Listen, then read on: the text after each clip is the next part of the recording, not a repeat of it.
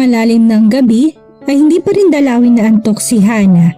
Hindi siya matahimik sa isang pwesto sa couch. Walang mahanap na komportableng posisyon ng katawan. Bumangon na lang siya at naupo yakap ang unan. Pagbaling niya sa pwesto ni Apollo, saka may nakita niyang gising pa rin ito. Abala na naman sa sketchpad. Tahimik lang niyang pinagmasdan ang seryosong anyo nito habang patuloy sa pagguhit. Naramdaman yata ni Apollo ang titig niya. Tumigil ito tumingin sa kanya. Hindi niya binawi ang tingin. Ngumiti lang siya na magtama ang mga mata nila. "Hindi ka pa inaantok?" tanong nito.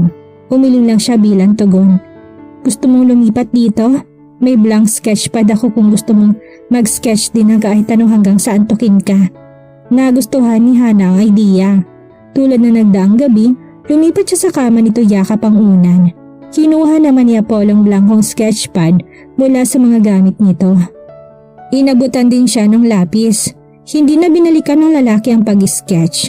Nagbukas ito ng laptop at mahabang oras na naging abala doon. "Apollo? Pwede ko bang tingnan?" Ang sketchpad na iniwan ito sa kama tinutukoy niya. "Yeah, sure." Nakangiting kinuha kagad ni Hana ang sketchpad at isa-isa niyang sinipat ang mga designs nito. Hindi niya mapigilan ang pagkamangha sa bawat drawings ni Apollo. Iba-ibang mga yun mula sa kulay, style, materyales at laki. Katibayan ng mga designs sa hindi matatawarang creativity nito. Bukod sa mga iba't ibang klase ng mesa at upuan, ay may ilang drawings din siyang nakitang mukhang disenyo ng isang silid na mga furnitures na gawa nito ang nasa loob. Napansin din niya ang hindi tapos nitong designs at ang muling sinisimulan pa lamang nitong iguhit ay ang therapy seat. Wala pa kahit hugis yun. Hindi pa malinaw kung ano ang kalalabasan kapag buo na. Wala naman siyang maisip iguhit kaya upuan na rin ang naisip ni Hana. Inisip niyang kung siyang nasa posisyon ni Apollo, ano kaya mga designs na gagawin niya. Nag-isip din siya ng sariling disenyo. Hindi niya namalay na alo na rin siya sa ginagawa. Dalawang natapos niya pero sa huling mga minuto na inaantok ng dalagay tsinelas at malit na bags ng ginuguhit. Mga native material sa probinsya nila ng Abaca ang ginamit niya. Nakatulog na siyang hawak pa rin ang lapis at sketchpad. Ilang oras nang hindi mapakali si Hana. Nasa couch siya, nakataas sa mga binti at kinakagat-kagat ang mga daliri sa kamay. Hindi niya mapigilang mag-alala lalo na't nag-out of coverage area ng numero ni Elmer. "Good AM. El ito, kaibigan ni Hana. Nagbabaka sakali lang na umabot pa sa kanya message ko. Sana hindi pa siya nakaalis. May mga tao si Mami na nag-aabang sa mga terminal ng bus. Hindi siya ligtas kung uuwi siya.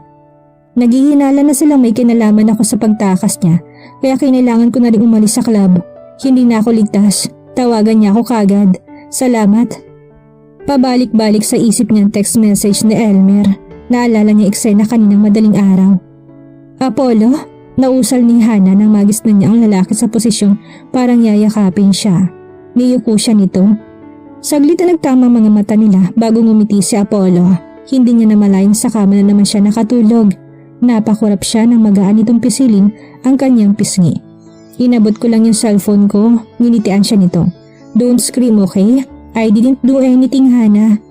"Hindi naman ako sisigaw." Napangiti na rin siya. Nagtitiwala na siya rito kaya wala ng kaso sa kanyang posisyon nila. Kinikilig pa nga siya. "Huwag mo nga akong titigan." Wala sa loob na nasabi niya nang mapansing hindi inaalis ni Apollo ang titig sa kanya. Napapahiyang nilinis niya ang mukha. Dumi yatang tinititigan nito. Inabot ni Apollo ang cellphone sa kanya. "Read it." "Sent a while ago about 4:45. Ang message ni Elmer ang tinutukoy ni Apollo. Kaagad na tinawagan niyang numero magliliwanag kanina pero out of coverage area yon. Nag-alala siya.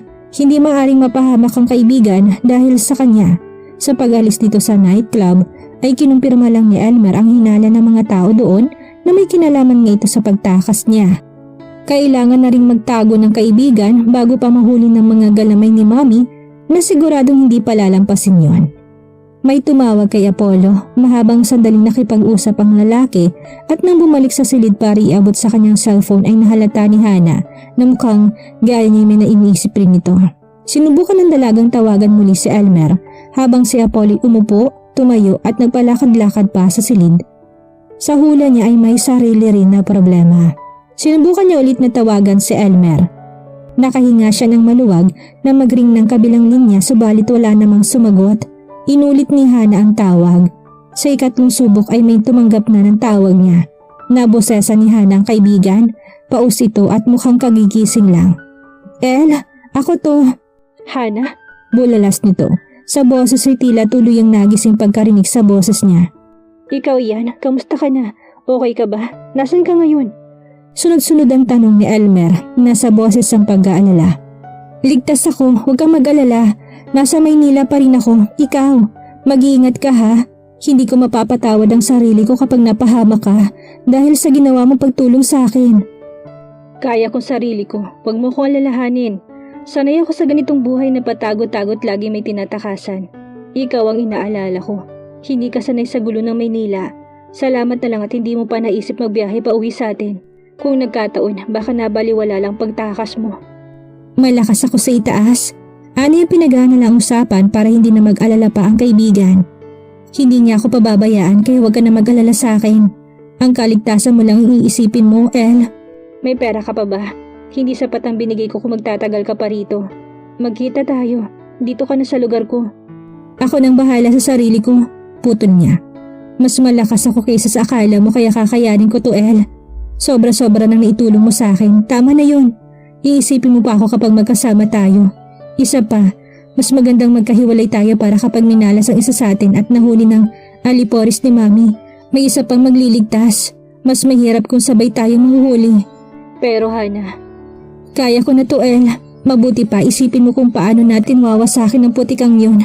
Total umalis ka na, bakit hindi pa natin itip sa otoridad ang tungkol sa Neon Place? Na-front lang nilang music and lights na maraming minor de edad ang nakakulong doon para naman makalaya ng mga minor nakakulong sa Neon at hindi gustong ginagawa. Ilan na rin ang nagtangka pero may kapit si Mami Hana. May nagtitip sa kanya kaya bago pa man dumating ang mga parak, malinis ng lugar. Huminga ito ng malalim. Pero kay Miriam, may plano ako. Sigurado ko marami pa siya mabibiktimang tulad mo kaya kailangan maputol ng racket niya. Sige, kung ano man ang plano mong yan, mag-iingat ka.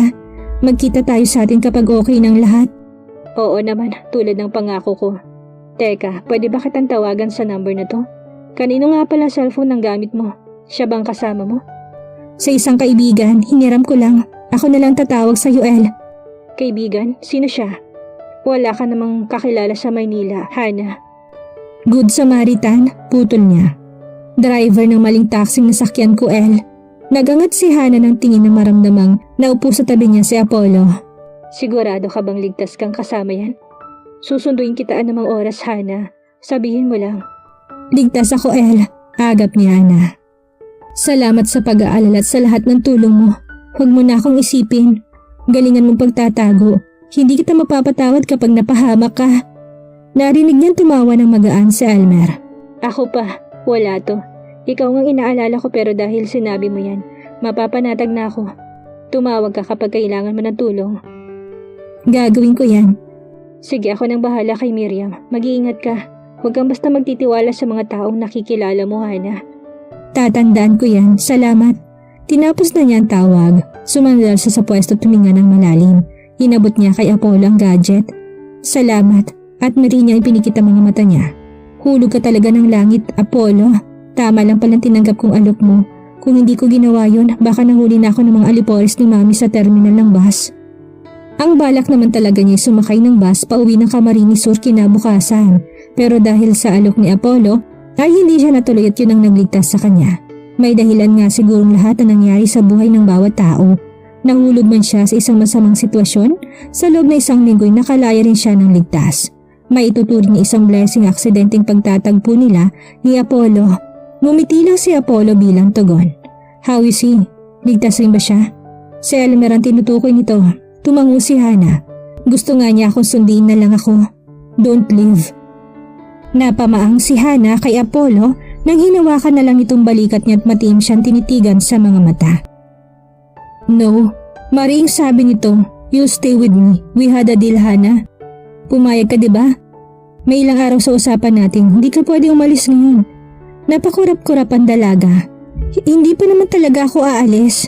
Nagtaka siya sa kilos ni Apollo. Tatapusin ko usapan natin, Apollo. Tila natauhan naman ng lalaki. Unti-unting lumuwag ang hawak nito sa kanya. Good, binitawan na siya nito. Akala ko, iiwan mo na lang ako ng ganun na lang. Sa sitwasyon namin ngayon ni Elle, mas ligtas kung nakakulong lang ako dito sa kwarto mo. Wala sa mga aliporis ni Mami mag-iisip na nasa isa kong ganitong lugar. Hindi din kasi ako pwedeng sumama kay Elle. Mas mahirap kung sabay pa kaming mahuli. Sigurado may mga galamay din si Mami sa airport. Naisip ko pa naman hindi ka alis dahil gusto mong samahan ako. Kasama na rin yun, ano ka ba? Agap niya tagad namang napansin na walang aliwala sa mukha ni Apollo. Pati yung bayad mo, yung therapy seat at iba pang magandang bagay na naranasan ko, kasama ka lahat doon. Kasama sa dahilan kung bakit hindi kita basta-basta iiwan lang.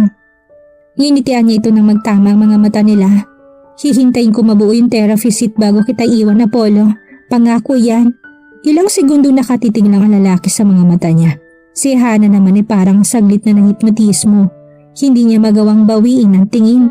Naputo lang ang tila spell na sumakop sa kanila na mag-ring ang cellphone ni Apollo. Si Cristel, sabing tumatapos si Patty ng gadget. Hindi mo pa rin sasagutin. Nagkausap na kami. Nasabi ko nung dapat kong sabihin na hindi na ako magde-design para sa kanya. Kaya wag na niya akong tatawagan. Napatitig siya rito. Nasabi mo yon? Tumango si Apollo. Sinabi ko may ibang babae na akong gagawa ng love seat. Anong sabi niya? Tinapos ko ng tawag. Wow, success! Sumuntok pa siya sa ere. Kung umakyat ka sa hagdan, nakadalawang baitang ka na. Ituloy mo lang yan. Sumandal na rin si Apollo sa backseat ng couch at pumikit. Hana, nakapikit pa rin ang lalaki nang bumaling siya. Yung sinabi mong iiwan mo lang ako kapag nabuo ko ng therapy seat. Totoo yun? Siyempre, kailangan ko ng bayad mo eh. Seryosong sagot. Saglit na natahimik ang dalaga na patitig lang sa mukha ni Apollo. Totoo, gusto ko may magawa rin ako para sa'yo. Bago tayo maghiwalay, katahimikan. Aalis na ako sa mga susunod na oras, sasama ka ba? Napatuwid siya ng upo. 2 beses na napalunok. Aalis ka na dito? Ngayon na kagad pero... Bakit? Teka, akala ko 10 days ang vacation mo. Bakit aalis ka na? Sana siya pupunta kapag umalis na si Apollo. Bakit ngayon pang hindi siya basta-basta makakauwi sa kanila? Kung magpapasundo siya kay Elmer ay mas malaki ang chance na mapapahamak silang parehas. Mag-iiba lang ako ng lugar, sagot ni Apollo. Yun ang iniisip ko kanina pa pagkatapos namin mag-usap ni Dad. May ginawa kasi si Mommy. Anong ginawa ng Mommy mo? Hindi talaga siya naniniwalang hindi kami magkikita ni Cristel. Umalis siya ng Cebu para magpunta sa rest house ng kapatid ni Dad. Tila nahihirapang napahago dito sa batok. Alam ni Mami na tatawagan ako ni Dad para utusang sundan siya at samahan. Pareho kami hindi pabor ni Dad na nagbakasyong mag-isa si Mami. Diabetic yun. May mga pagkakataon na nahihilo siya at nanghihina. Hindi siya dapat na nag-iisa. Teka lang sandali, medyo nalilito ako. Nasabi ni Hana. Asan si Cristel at ang Mami mo? Paluwas ng Maynila si Cristel. Iniisip ni Mami na akong pupuntahan niya kaya umalis din siya kahit na hindi pumayag si Dad. Saan nagpunta? Sa lugar na pupuntahan natin kung sasama ka pa rin sa akin. Kailangan kong sundan si Mami sa rest house ni na Tito Zer. Saan ang rest house ng tito mo? Polosa. Polosa? 5 hours away from Manila. Tahimik na bayan yun na mas pinupuntahan ng mga religious people tuwing Holy Week. Kung may mga prayer mountain na pinupuntahan ng mga naghahanap ng tahimik na lugar para manalangin, ang Polosa naman ang parang prayer town. Talaga, may ganong lugar na malapit sa Maynila? Tumango si Apollo. Sasamahan mo pa rin ba ako? Ilang segundong tinitigan lang ni Hana ang lalaki.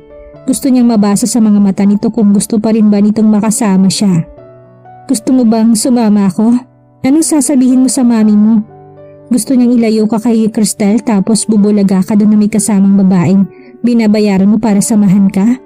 Baka matake sa puso siya kang Mami mo, Apollo. Hindi mangyayari yun. Putol nito. On the contrary, mas mapapanatag siya. Mas mapapanatag? Napapailing na ulit niya. May ina bang mapapanatag matapos malamang nagtatapon ng perang anak para samahan lang ng isang babaeng hindi nito talaga kilala? Trust me, Hana.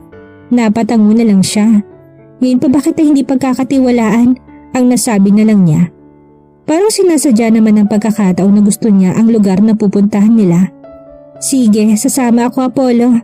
Nagliwanag ang mukha nito. Sa pagkagulat ni Hana ay bigla na lang nitong hinilang baraso niya. Yakap na siya nito ng mahigpit bago pa man nakahuma ang dalaga. Thank you, anas nito. Thank you Hana. Hindi ko alam kung paano ko tatapusin ang therapy seat kung wala ka. Kaya wag mo na akong iwan. Hinigpitan pa ni Apollo ang yakap. Natagpuan ni Hana ang sariling pumikit at nagpaubaya. At dito na po nagtatapos ang ika-4 na kabanata ng ating kwento at sana'y muli niyo po akong samahan sa mga susunod pang kabanata. Maraming salamat po at ingat po tayong lahat.